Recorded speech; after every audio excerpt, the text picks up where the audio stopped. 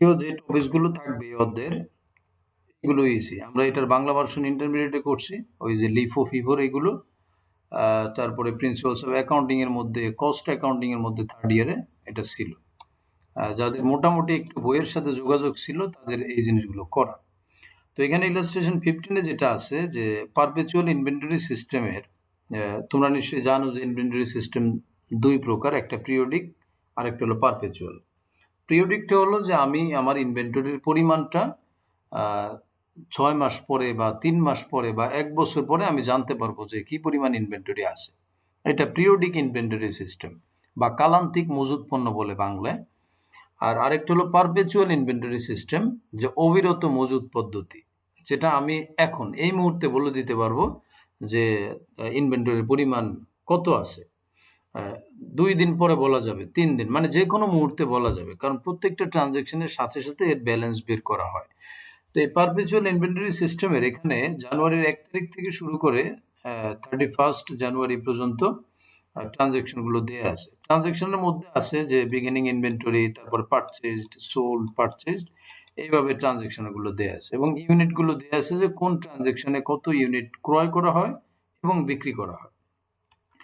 আর কিছু কিছু জায়গায় বা ডেটে ইউনিট কস্ট দেওয়া আছে, বাকিগুলো গ্যাপ আছে, আমাদের মেথড অনুযায়ী বের করতে হবে। তো এখানে যা করতে হবে আমাদের সেটা হলো compute the cost of goods sold, বিক্রিত পণ্যের ব্যয়ের পরিমাণ বের করতে হবে টাকায়, এবং value of ending inventory for the month of January, ending ইনভেন্টরির মূল্যটা আমাদের বের করতে হবে। তো এই ক্ষেত্রে যে পদ্ধতি ব্যবহার করতে হবে, inventory costing method, FIFO, LIFO এবং ওয়েটেড অ্যাভারেজ মেথড। তো আমি এই দুইটা মেথডই খুবই সংক্ষেপে যাব, কারণ সামনে আমাদের কিছু আরো প্ল্যান আছে এইটার পরবর্তী ইলাস্ট্রেশনগুলোতে মজুরি বের করার।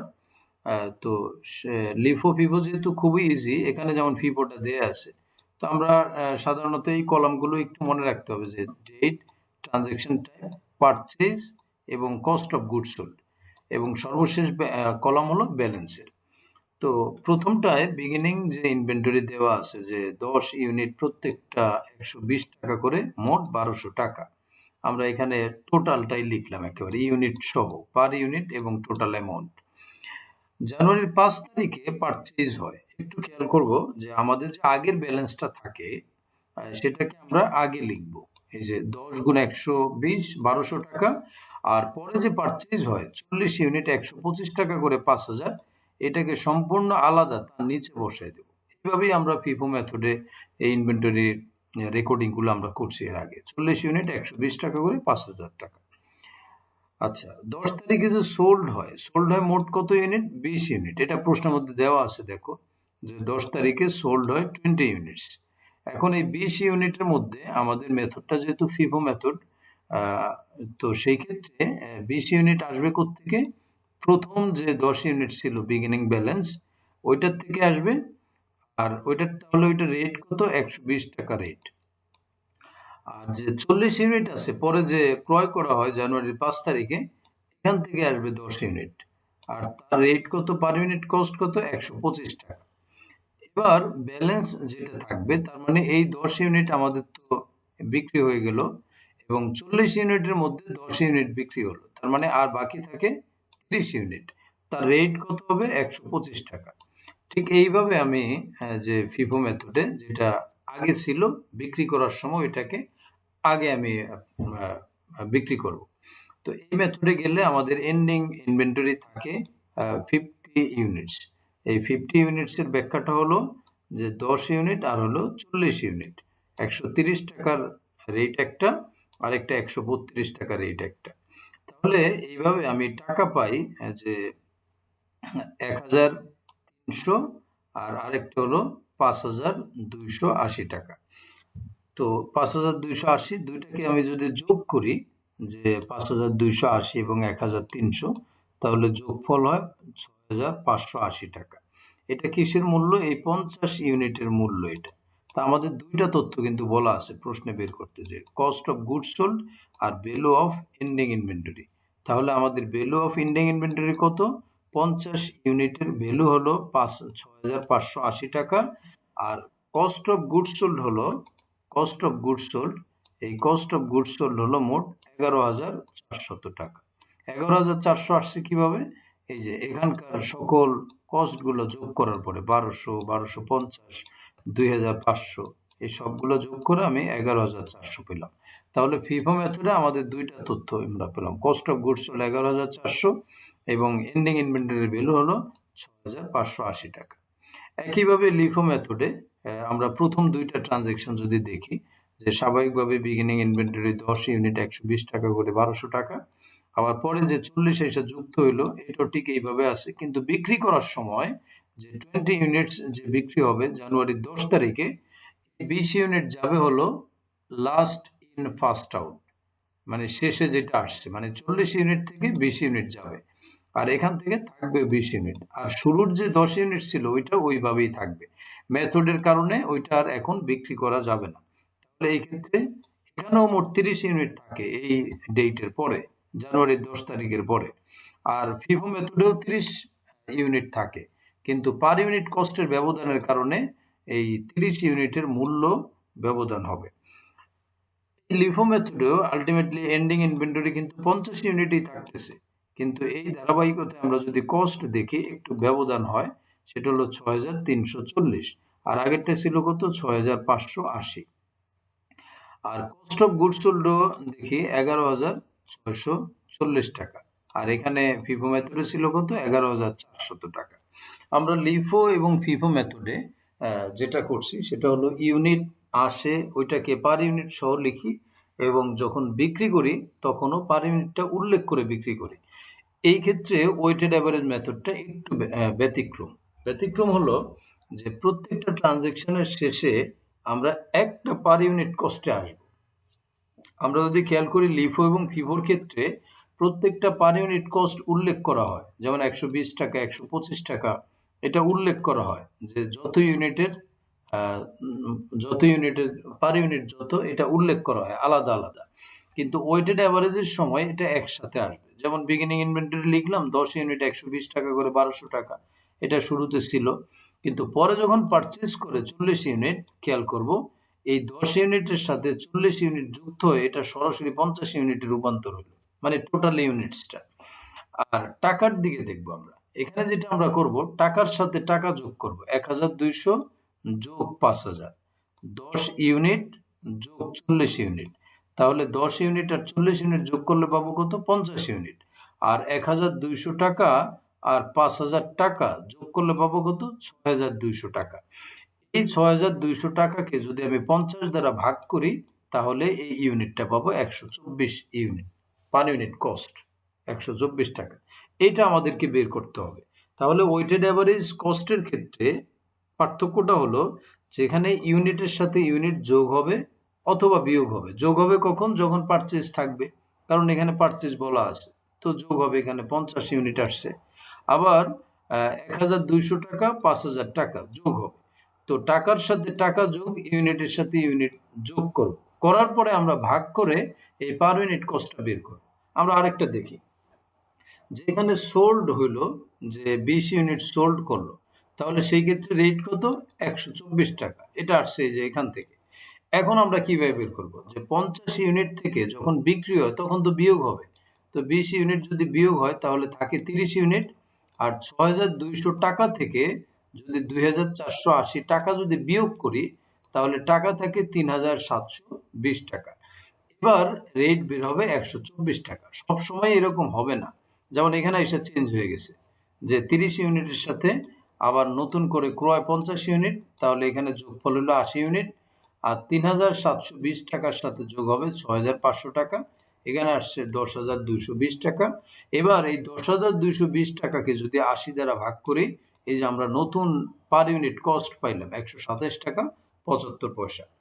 এইভাবে আমরা যদি একটা পার ইউনিট কস্ট প্রত্যেক ডেটের পরে যদি বের করি, তখন আমরা দেখব ইউনিট কিন্তু ঠিকই 50 ইউনিট থাকবে, কিন্তু কস্ট পরিবর্তন হয়ে যাবে। কত আসছে? 6,509 টাকা, আর কস্ট অফ গুডস সোল্ড আসছে 11,471 টাকা। ইলাস্ট্রেশন 16-এ আমরা একটু ব্যতিক্রম অঙ্ক দেখব, এটা ওভারহেডের অঙ্ক। আমরা এটা কস্ট অ্যাকাউন্টিং এ করছি চ্যাপ্টার 6, ওখানেও চ্যাপ্টার 6 ছিল, যতটুকু যদি মনে থাকে তোমাদের। তো এখানে ইলাস্ট্রেশন 6 এ কয়েকটা মেথড উল্লেখ করা আছে। একটা হলো time rate method, piece rate method, Halsey plan, Rowan plan, আরো কয়েকটা প্ল্যান ছিল। তো এখানে 4টা দেয়া আছে। মূলত এই মেথড বা প্ল্যানগুলো ব্যবহার করব আমরা আর্নিংস অফ দ্য ওয়ার্কার, একজন কর্মীর মজুরি কত টাকা এটা বের করার জন্য। একজন কর্মীকে কত টাকা আমরা মজুরি দেব, এটা লেবরের ক্ষেত্রেও ব্যবহার করে। তো এখানে যদি দেখি যে স্ট্যান্ডার্ড টাইম দেওয়া আছে লেবরের জন্য, লেবর আওয়ার, যে স্ট্যান্ডার্ড টাইম দেওয়া আছে 30 আওয়ার্স, 30 ঘন্টা। সরি, এটা লেবরের ক্ষেত্রে আমরা ব্যবহার করছিলাম কস্ট অ্যাকাউন্টিং এ, চ্যাপ্টার 6 না, চ্যাপ্টার 4 সম্ভবত, ম্যাটেরিয়াল, লেবর আর হলো ওভারহেড ছিল। টাইম টেকেন হলো 20 আওয়ার্স, মানে মিস্টার হাসান যে কর্মীর তথ্যগুলো এখানে দেওয়া আছে তার জন্য সময় দিয়েছিল 30 ঘন্টা, আর তিনি কাজটা করতে সময় নেন 20 ঘন্টা। Hourly rate of wages is taka 1 per hour plus dearness allowance 50 paisa per our work. তাহলে এই ক্ষেত্রে একটু রেটটা বলা আছে যে তিনি প্রতি ঘন্টায় মজুরি পাবেন 1 টাকা, প্লাস সাথে যোগ হবে তার মহার্ঘ ভাতা, মানে দ্রব্যমূল্য বৃদ্ধির কারণে যে অ্যালাউন্সটা দেওয়া হয় এটা যোগ হবে। সেটা পাবেন কত? প্রত্যেক ঘন্টায় 50 পয়সা। তাহলে মজুরি পাবেন 1 টাকা আর ডিএনএস অ্যালাউন্স পাবেন 50 পয়সা। এই ছিল তথ্য। তার জন্য সময় দেওয়া ছিল কত ঘন্টা? 30 ঘন্টা। আর তিনি সময় নেন কয় ঘন্টা? 20 ঘন্টা। তাহলে আমাকে বলো তো তার দ্বারা টাইম সেভ হয় কয় ঘন্টা? 10 ঘন্টা টাইম সেভ হয়। এখন এই মেথডগুলোর ক্ষেত্রে, অর্থাৎ এই আর্নিংস অফ দ্য ওয়ার্কার, তার আর্নিংসটা বের করতে গিয়ে আমরা মেথডে যদি ব্যবহার দেখি, প্রথমে টাইম রেট মেথডে সময়ের হিসাব যখন আমরা করব, যে সময় হিসেবে বা সময়ের হারে এই ওয়ার্কার মিস্টার হাসান সে কত টাকা মজুরি পাবে, তো সেক্ষেত্রে ওয়েজ তার মজুরি হবে, মূল মজুরিটা সেটা হবে সময় যা নিল। তো টাইম টেকেন কত? 20 ঘন্টা। যত ঘন্টার সময় সে এই কাজটা সম্পন্ন করার জন্য নিল সেটা হলো 20 ঘন্টা। তো প্রতি ঘন্টায় মজুরি পাবে কত? 1 টাকা। তাহলে 1 টাকা যদি মজুরি হয় তো তার মজুরি হলো 20 টাকা। এটার সাথে অ্যালাউন্স পাবে, ডিয়ারনেস অ্যালাউন্স। ডিয়ারনেস অ্যালাউন্স পাবে টাইম টেকেন ইনটু রেট। তো অ্যালাউন্সের রেট আছে কত? 50 পয়সা। তো তার সময় নিয়েছিল 20 ঘন্টা, আর 50 পয়সা করে আরো 10 টাকা। তাহলে টাইম রেট সিস্টেমে মিস্টার হাসানকে মজুরি দিতে হবে 30 টাকা। এটা হলো টাইম রেট সিস্টেমে। শুধু সময় হিসাব করছি। কিসের সময়? এখানে একটু খেয়াল রাখতে হবে, টাইম টেকেন মানে এই শ্রমিক তার কাজ শেষ করতে কত ঘন্টা সময় নেয় এই হিসাবটা। তো সে সময় নেয় 20 ঘন্টা। তাহলে 20 ঘন্টার উপরে মজুরি পাবে, 20 ঘন্টার উপরে সে এই ডিয়ারনেস অ্যালাউন্স পাবে। তাহলে সে পাবে মোট 30 টাকা। এবার যদি পিস রেট মেথডে যাই, পিস রেট অর্থাৎ যতটা উৎপাদন করে তার ভিত্তিতে, এটার মধ্যে যাই, যে পিস রেট মেথডটা হলো যে আমি একটা কাজ দিলাম অথবা একটা পণ্য উৎপাদন করতে দিলাম, অথবা এমন একজন কর্মী যিনি সাইকেল তৈরি করেন, তো আমার পিসটা হলো একটা সাইকেল, অথবা আমার পিসটা হলো একটা বুক বাইন্ডিং, বইটাকে সে বাইন্ডিং করবে। তো কত ঘন্টা সময় নিল এটা আমার এখানে ব্যাপার না। আমার ব্যাপার হলো কাজটা শেষ হইলো কিনা, সাইকেলটা পুরোপুরি প্রস্তুত হইলো কিনা, বুকটা বাইন্ডিং হইলো কিনা। তাহলে এই ক্ষেত্রে আমার সময়টা নিতে হবে। আমি বলবো পিস রেট সিস্টেম, কিন্তু এখানে যেহেতু পিস দেয়া নেই অঙ্কের মধ্যে, মানে কত ইউনিট উৎপাদন করে এটা যেহেতু বলা নাই, তাহলে সেই ক্ষেত্রে টাইমটা নিতে হবে টাইম অ্যালাউড, মানে একটা উৎপাদন করার জন্য তাকে কতটুকু সময় দেয়া হলো। তাহলে তাকে সময় দেওয়া হলো স্ট্যান্ডার্ড টাইম, এই 30 আওয়ার্স, তাকে 30 ঘন্টা সময় দেওয়া হলো। এই ক্ষেত্রে এটা বলার সুযোগ নেই যে তুমি তো 20 ঘন্টা এটা শেষ করছো। সে কত ঘন্টা সময় নিল এটা ব্যাপার না। এখন ব্যাপার হলো আমার কাজ হয়েছে, একটা কাজ সে শেষ করবে, এটার জন্য আমি সময় দিয়েছিলাম 30 ঘন্টা, আমাকে 30 ঘন্টার মজুরি দিতে হবে। তাহলে 30 ঘন্টা যদি হয় প্রতি ঘন্টায় 1 টাকা করে সে মজুরি পাবে। তাহলে 30 টাকা, এই যে 30 টাকা আসবে। আর ডিয়ারনেস অ্যালাউন্সের ক্ষেত্রে এই পিস রেট সিস্টেমের কথাটা হলো যে সে এই ভাতাটা মানে ডিয়ারনেস অ্যালাউন্সটা পাবে সে যত ঘন্টা সময় নিছে তার ভিত্তিতে। একটু পার্থক্য দেখো।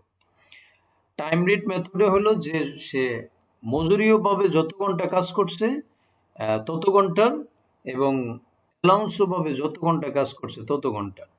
আর পিস রেট সিস্টেমে মজুরি পাবে যত ঘন্টা সময় দেয়া হলো তত ঘন্টা, আর অ্যালাউন্স যত ঘন্টা সময় নিল তত ঘন্টা। সময় নিছে কত ঘন্টা? 20 ঘন্টা। তাহলে এটা আসছে 10 টাকা, আর এখানে আসছে 30 টাকা, এই মোট 40 টাকা। আর হালসি প্ল্যানে যদি যাই তাহলে একটা বোনাসের ব্যবস্থা আছে অতিরিক্ত একজনের নামে, হালসি প্রিমিয়াম প্ল্যান বলে এটাকে। তো হালসি প্রিমিয়াম প্ল্যানে আমরা যদি দেখি যে মজুরি পাবে টাইম টেকেন, যত ঘন্টা সময় নিল, তো সময় নিছে 20 ঘন্টা। আর বোনাস পাবে যত ঘন্টা টাইম সেভ করছে, তো টাইম সেভ করছে 10 ঘন্টা। তবে এই হালসি প্ল্যানের মধ্যেই বোনাস যে পাবে টাইম সেভের 50%, এই 50%টা এই মিস্টার হালসি প্রিমিয়াম প্ল্যানের মধ্যেই ব্যাখ্যা করা আছে যে সে টাইম সেভের 50% পাবে। এখানে 60, 70, 40 হওয়ার সুযোগ নেই। মানে এটা তার মতামত, তিনি মনে করেন যে যা টাইম সেভ করে তার 50% মজুরি হিসেবে বোনাস দেওয়া উচিত। তাহলে সেই ক্ষেত্রে এই 50% গুণ হবে। আর ডিয়ারনেস অ্যালাউন্স এটা যেহেতু নির্ধারিত, তো টাইম টেকেন এটার উপরে পাবে। তো সময় নেয় 20 ঘন্টা, তার 50 পয়সা করে। তাহলে এখানে টাকার পরিমাণ আসে হলো এখানে 20 টাকা, এখানে 5 টাকা এবং এখানে 10 টাকা। তাহলে এই প্ল্যান অনুযায়ী সে মজুরি পায় 35 টাকা। তাহলে হালসি প্ল্যানে আমরা যেটা দেখতে পাই, এখানে কোনো টাইম অ্যালাউড আসে না, সবগুলোই টাইম টেকেন, বোনাসও টাইম টেকেন এবং ডিএনএস অ্যালাউন্সও টাইম টেকেন। রাওয়ান প্ল্যানে যদি দেখি, রাওয়ান প্ল্যান, তাহলে সেখানেও টাইম টেকেন, কিন্তু তার শুধু বোনাসের ক্ষেত্রে একটু পার্থক্য, যে এই যে ওএসডা টাইম টেকেন অনুযায়ী 20 টাকা, আর ডিএনএস অ্যালাউন্সও টাইম টেকেন এটা অনুযায়ী 10 টাকা। এটা ঠিক আছে, কিন্তু বোনাসটা সে সরাসরি 50%-এর মধ্যে যায় না, সে যায় হলো মজুরির যে রেট 1 টাকা, এই 1 টাকার সে যত অংশ করছে, কত অংশ, যত অংশ সেভ করছে, সেভ করছে কত ঘন্টা, 10 ঘন্টা সেভ করছে। আর তার জন্য নির্ধারিত ছিল কত, 30 ঘন্টা। তাহলে 10 ঘন্টা 30 ঘন্টার কতটুকু, এই পার্সেন্টটায় সে বিশ্বাসী। এটা রাওয়ানের প্ল্যান। আর হালসির প্ল্যান ছিল কত, 50%। তাহলে এই প্ল্যান অনুযায়ী আসে 6 টাকা 67 পয়সা বোনাসের নামে, এই বোনাসটা তাহলে যুক্ত হবে। তাহলে এই রাওয়ান প্ল্যান অনুযায়ী একজন শ্রমিক মজুরি পাবে 36 টাকা 67 পয়সা। তো এই জায়গাগুলো আমাদের আসলে মনে রাখতে হবে যে কোন অংশটা আমরা কিভাবে করব, রাওয়ান প্ল্যানের সময় বোনাসটা কিভাবে দেব। দুইটা প্ল্যানে বোনাস আসতেছে, একটা রাওয়ান প্ল্যানে বোনাস আসে, আর আরেকটা হলো হালসি প্ল্যানে বোনাস আসতেছে। হালসি প্ল্যানে বোনাসটা হলো টাইম সেভের 50%, আর রাওয়ান প্ল্যানে টাইম সেভের 50% না। এখানে রেশিওটা বের করতে হবে, টাইম সেভ 10 ঘন্টা আর স্ট্যান্ডার্ড টাইম 30 ঘন্টা, এর ভিত্তিতে রেশিওতে যা আসে এটাকে আলাদা বের করে নিতে হবে। তাহলে এই অনুযায়ী আমরা যদি 17টা দেখি, যে রাওয়ান প্রিমিয়াম প্ল্যান শুধু একটা বলা আছে, তো এখানে দুইটা জব উল্লেখ করা আছে, যে দুইটা কাজ এটা উল্লেখ করা আছে।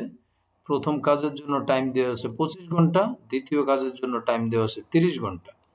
আর এটার জন্য টাইম নেয় 20 ঘন্টা, আর এটার জন্য টাইম 20 ঘন্টা। তার মানে এখানে যে ওয়ার্কারদের যে কাজের ধরন, তো সেখানে একজন ওয়ার্কারের তথ্য দেওয়া আছে, সেটা হলো workers are also entitled to dearness allowance 24 taka 24 per week or 48 hours. প্রত্যেক সপ্তাহে 48 ঘন্টা কাজ করবে আর 24 টাকা ডিয়ারনেস অ্যালাউন্স পাবে। প্রতিদিনে বেসিক মজুরি হলো 4 টাকা, আর প্রতিদিনে কাজ করবে 8 ঘন্টা। তাহলে বলো তো বেসিক ওয়েজ মানে প্রত্যেক দিনে মজুরি প্রতি ঘন্টায় কয় টাকা, মানে এক দিনে 4 টাকা, আর দিন গণনা হবে 8 ঘন্টায়। তাহলে 1 ঘন্টায় সে কয় টাকা মজুরি পাবে, তো 4 টাকা যদি হয় এক দিনে, আর একদিনে যদি 8 ঘন্টা হয়, তাহলে 4 ভাগ 8, অর্থাৎ প্রতি ঘন্টায় 50 পয়সা মজুরি পাবে। আচ্ছা, এটা ছিল রেট। আর time sheet for a week is summarised below. তাহলে যে ওয়ার্কারের তথ্যগুলো দেওয়া আছে সে মোট দুইটা কাজ করবে, জব নাম্বার 1 এবং 2। এখানে আরেকটা তথ্য দেওয়া আছে, idol time, waiting time 8 hours. আচ্ছা, আইডল টাইম বা ওয়েটিং টাইম সম্পর্কে কারো ধারণা আছে কিনা বলো তো? যে শ্রমিক বা ওয়ার্কার সে প্রস্তুত, সে রেডি। তো কাঁচামাল সরবরাহের মানে সংকটের কারণে সে যে বসে আছে, এটাকে আমরা আইডল টাইম বা ওয়েটিং টাইম বলতেছি। তো এই বসে থাকলো যে সে, এটার কারণে কিন্তু কর্মী দায়ী না। তো তার এই সময়ের জন্য মজুরি দিতে হবে। তো তার সময়ের পরিমাণ বলা আছে 8 ঘন্টা। এখন আমরা এই ওয়ার্কারের যদি গ্রোস ওয়েজ যদি বের করি, তাহলে একটা স্টেটমেন্টের মাধ্যমে একসাথে করতে পারি। সেটা হলো, আগের যে ইলাস্ট্রেশনটা ছিল সেখানে একটা কাজ ছিল, একজন শ্রমিক ছিল মিস্টার হাসান। আর এখানে তার একজন শ্রমিক কাজ করে দুইটা, জব 1 জব 2। সাথে আমরা এটার জন্য টোটাল করতে পারি। তাহলে আমরা ধারাবাহিকভাবে যদি স্টেটমেন্ট আকারে যদি সাজাই, প্রথমে সে মজুরি পাবে। তো মজুরি পাবে, মজুরি আমরা বের করব, ব্র্যাকেটে ফর্মুলাগুলো লিখে দিলাম। চাইলে ফর্মুলা ছাড়াও অ্যান্সারটা করা যাবে, সমস্যা নেই। যে মজুরি পাবে টাইম টেকেন ইন্টু রেট। তাহলে জব 1 এর ক্ষেত্রে 20 ঘন্টা সময় নেয়, জব 2 ক্ষেত্রে 20 ঘন্টা সময় নেয়। এখন প্রতি ঘন্টায় কত পাবে এটা আমরা শুরুতে বের করছিলাম, ওই যে 4 টাকাকে আমরা 8 দ্বারা ভাগ করছি, তাহলে 50 পয়সা 50 পয়সা। জব 1 এর ক্ষেত্রে 10 টাকা, জব 2 এর ক্ষেত্রে 10 টাকা। তাহলে এই শ্রমিকের মজুরির পরিমাণ হলো মোট 20 টাকা। এবার আসি বোনাসের মধ্যে। রাওয়ান প্ল্যানে বোনাস আসে, হালসি প্ল্যানেও বোনাস আসে। বলতো হালসি প্ল্যানে বোনাসের পার্সেন্টেজ কত পার্সেন্ট? হ্যাঁ, 50%। আর রাওয়ান প্ল্যানে 50% না, এখানে বের করে নিতে হবে। সেটা কিভাবে? সেটা হলো টাইম সেভডকে স্ট্যান্ডার্ড টাইম দ্বারা ভাগ করতে হবে এবং টাইম টেকেন দ্বারা গুণ করে তারপরে রেট দ্বারা গুণ করতে হবে। তাহলে আমরা একটা করে আসি। রেট 50 পয়সা প্রতি ঘন্টায়। আর জব 1 এর ক্ষেত্রে সে সময় নেয় 20 ঘন্টা। আর জব 1 এর ক্ষেত্রে স্ট্যান্ডার্ড আওয়ার ছিল 25 ঘন্টা। তাহলে 25 ঘন্টা যদি স্ট্যান্ডার্ড আওয়ার থাকে আর সে সময় নেয় যদি 20 ঘন্টা, তার মানে সে টাইম সেভ করে 5 ঘন্টা। তাহলে 5 ভাগ 25 গুণ 20 ইন্টু 50 পয়সা। এভাবে জব 1 এর বোনাস আসে 2 টাকা। আর জব 2 এর ক্ষেত্রে সময় দেওয়া হয়েছিল 30 ঘন্টা আর সে সময় নেয় 20 ঘন্টা, তার মানে 10 ঘন্টা সেভ হয়। তা এই সমীকরণে যে জব 2 তে বোনাস আসে 3 টাকা 33 পয়সা। তাহলে টোটাল বোনাসের পরিমাণ এই কর্মীর জন্য 5 টাকা 33 পয়সা। এই গেল দুইটা, প্রথমে ওয়েজ গেল, তারপরে বোনাস গেল। এরপরে পাবে সে ডিয়ারনেস অ্যালাউন্স। এই মহার্ঘ ভাতা সে পাবে টাইম টেকেন ইন্টু রেট। তো সে সময় নেয় জব 1এও 20 ঘন্টা, জব 2তেও 20 ঘন্টা। আর রেট তো 50 পয়সা, ঠিক আছে। তো এখানেও দোষ, এখানেও দোষ। তো ডিয়ারনেস অ্যালাউন্স 20 টাকা। এবার যে idle time wages, idle time wages. তো আইডল টাইম অলস সময় ছিল কত ঘন্টা? 8 ঘন্টা। খেয়াল করো, তো 8 ঘন্টার মজুরি 50 পয়সা করে। এখন মহার্ঘ ভাতা এই আইডল টাইমের উপরে সে মহার্ঘ ভাতাও পাবে। এই জিনিসটা খেয়াল রাখতে হবে যে আইডল টাইমের উপরে, যে ওয়েটিং টাইমের উপরে, যে এই কর্মী শুধু মজুরিই পাবে না, এটার সাথে পার্সেন্টেজ অনুযায়ী মহার্ঘ ভাতাও পাবে। তাহলে রেট যেহেতু 50 পয়সা, আমরা 8 ঘন্টাকে 50 পয়সা দিয়ে গুণ করে, তাহলে ওয়েটিং টাইমের জন্য ওয়েজ হবে 4 টাকা, ওয়েটিং টাইমের জন্য ডিয়ারনেস অ্যালাউন্স হবে 4 টাকা। তাহলে গ্রোস ওয়েজ হলো 53 টাকা 33 পয়সা।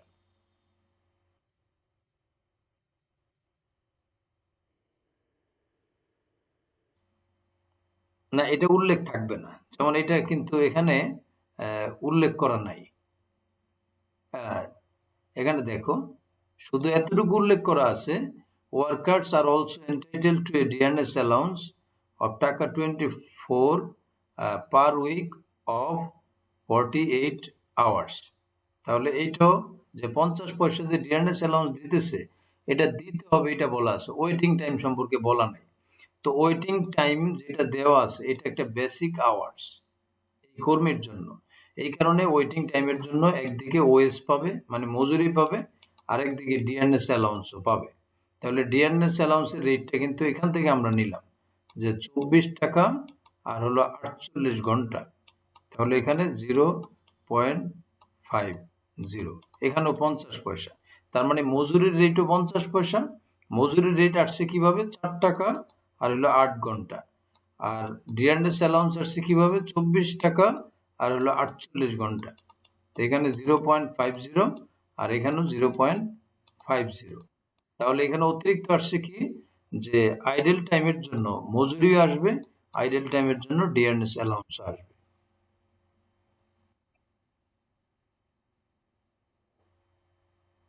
হ্যাঁ, কাজ করে না এই কারণে বোনাসটা আসবে না। কারণ রাওয়ান প্ল্যান অনুযায়ী বোনাসটা হলো যে সে কি পরিমাণ সেভ করলো এবং কি পরিমাণ সময় নিল, এর ভিত্তিতে বোনাসটা ধরতে হবে। হ্যাঁ, ওয়েটিং টাইমে বোনাস আসবে না।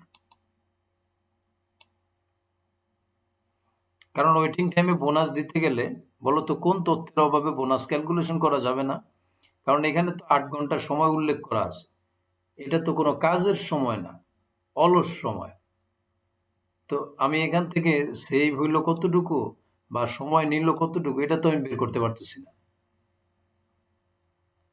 যেটা এখান থেকে সম্ভব, যে 25 ঘন্টা ছিল, 20 ঘন্টা কাজ করছে, 5 ঘন্টা সেভ। আবার 30 ঘন্টা ছিল, 20 ঘন্টা কাজ করছে, 10 ঘন্টা সেভ। কিন্তু আইডল টাইম বা ওয়েটিং টাইম যে 8 ঘন্টা আছে, এখানে কাজের সময় কতটুকু বা সেভের সময় কতটুকু, এটা তো বের করার সুযোগ নেই। তো এখানে শুধু ওয়েজ এবং ডিএনএস অ্যালাউন্স আসবে। তো আমাদের চ্যাপ্টার 6